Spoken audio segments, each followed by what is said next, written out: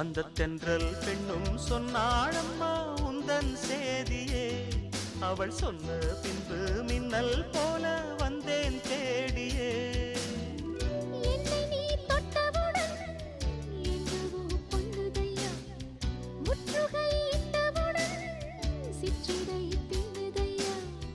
வெட்கம் விடுமோ அச்சம் விடுமோ, தக்க துணைதான் பக்கம் வருமோ. ஒரு சோல குயில் சோடி தன்ன கூடுது கூடுது வந்து, அது நெஞ்சோ தொட்டு நினப்பும் தொட்டு பாடுது பாடுது சிந்து. கிட்ட வருமோ ஒட்ட வருமோ.